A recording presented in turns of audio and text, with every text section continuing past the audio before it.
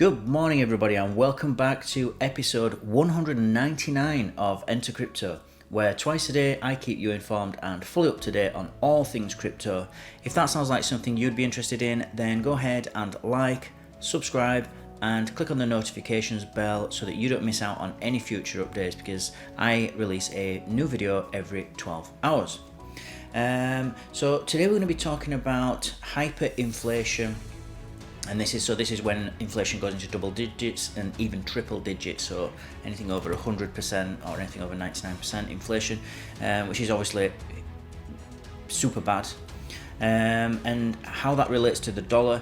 Now this is a long article, so I'm not going to read through the whole thing. I'll put the link in the show notes below, in the description notes below, and so that you can click on it and you can go through the whole article. But I just want to comment on it, and I just want to read the first bit just because it's an important topic and I think it's something that we need to be thinking about. So this article's from CoinDesk's news analysis section, so take this as somebody's opinion, it's not actual news as such. Let's jump in. So, crypto pundits romance the hyperinflation and dollar death narrative. Is it a real scare? Coinbase's former CTO, or Chief Technical Officer, among others, has predicted that Bitcoin will reach $1 million as the dollar fades, but these doomsayers are ignoring other historical precedents. Narratives among crypto bulls are ephemeral, except one. Bitcoin is an antidote to unconventional Federal Reserve monetary policies. It has recently reached a fever pitch on crypto Twitter, thanks to venture capitalist and angel investor Balaji Srinivasan saying he'd wager that Bitcoin will hit the $1 million mark within 90 days. The former Coinbase Chief Technology Officer also predicted a US banking crisis that would crash the dollar and spur hyperinflation. An excessively fast rise in the price of goods and services, the US dollar, the de facto global reserve currency, has yet to suffer through this type of extreme devaluation. Balaji's prediction follows the Fed opening liquidity taps in the form of dollar lending programs to contain the banking sector instability in the wake of Silicon Valley Bank's collapse. Similar forecasts predicting Weimar Republic-style US hyperinflation made plenty of noise following the COVID-spurred crash of March 2020 and 2008 global meltdown. On both occasions, the Fed poured trillions of dollars into the system through outright asset purchases or quantitative easing. So what is hyperinflation? Hyperinflation almost always results from a large amount of money chasing the same amount of goods and services being supplied in an economy. In other words, the money created through QE or money printing or other measures must be spent on the stagnant stock of goods and services to boost inflation. Assets like stocks or cryptocurrencies can hyperinflate in terms of valuations if the newly created money enters financial markets instead of the real economy, as it did following the 2008 and 2020 crashes. So that's I'll stop there on the article, but like I say, give it a read through. It's a good article. It's just too long for this video. And so they're really asking the question is the threat of hyperinflation real? Is it relevant, and should we be worried about it, and should we be thinking about it? And the answer to this is, in my opinion, yes. If Bitcoin hits $1 million, it doesn't mean necessarily that Bitcoin has done something amazing, or that people have agreed that it's all a brilliant technology, or that it has eventually reached this sort of flight to safety status, almost like digital gold, shall we say. This can reach $1 million, which a lot of people don't think about, because the dollar weakens rather than Bitcoin. So if Bitcoin just stays doing the same thing as what it's doing now, and it still remains scarce, you can't make more Bitcoin. Whereas the dollar, they can devalue it, and they're basically diluting the current amount of dollars that are in circulation by adding more to it, because they can't afford to service the debt. This is the US government I'm talking about, or the Federal Reserve. If they're going to inject trillions and trillions of dollars in an already scarce market, then Bitcoin doesn't, if we're going to measure Bitcoin in dollars, then when you measure it like that and you put them against each other, so how many dollars does it take to buy one Bitcoin, you're really putting them up against each other and saying which is the better, or which is worth more, which would you prefer in a kind of a value way. And so if more and more dollars get put into circulation, then they're going to be competing for still just one Bitcoin.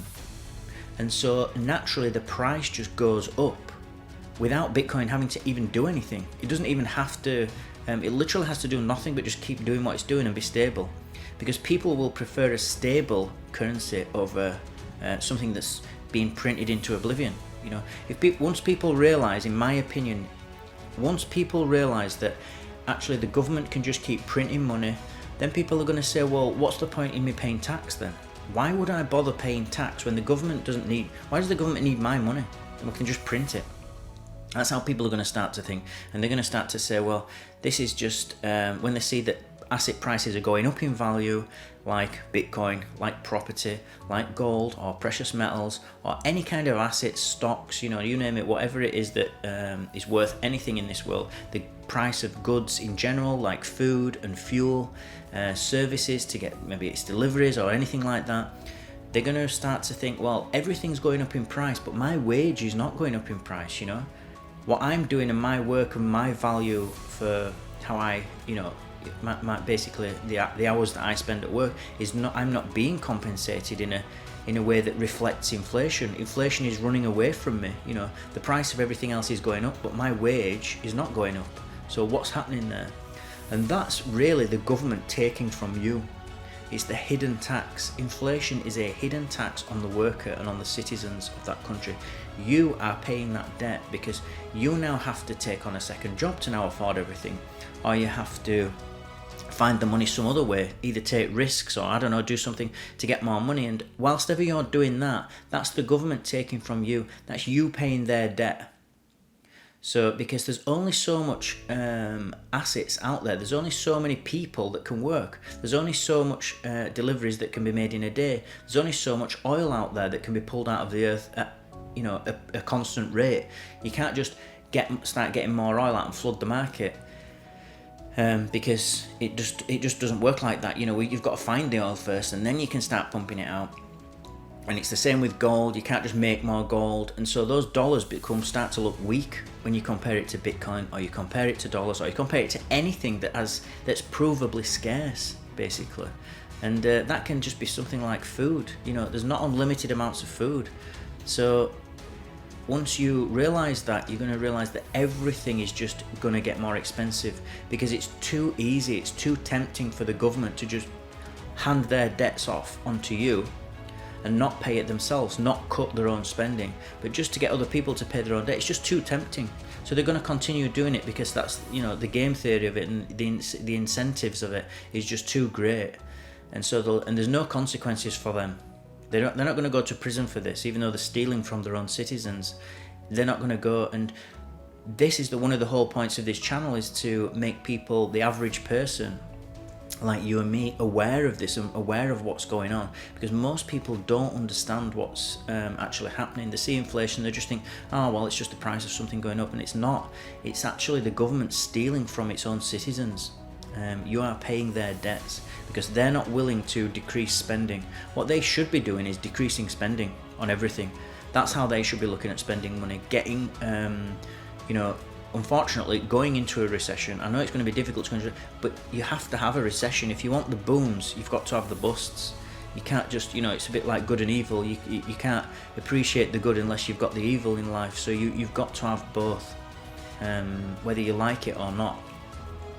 So, but we'll see what happens. But it's a great question to ask, and really think about it. You know, there's some really good books out there on this, and I don't know if any of you have heard of him, but Nassim Taleb, he's a great writer. Check out his book. He's got one called Anti-Fragile and another one called The Black Swan. But anyway, I'll leave you with that. Thank you as always for watching and listening. Remember everybody to please subscribe to the channel, join my team, and I'll keep you updated on all things crypto every 12 hours. Don't forget to smash the like button if you feel you got value from this video, and I'll see you all in 12 hours time.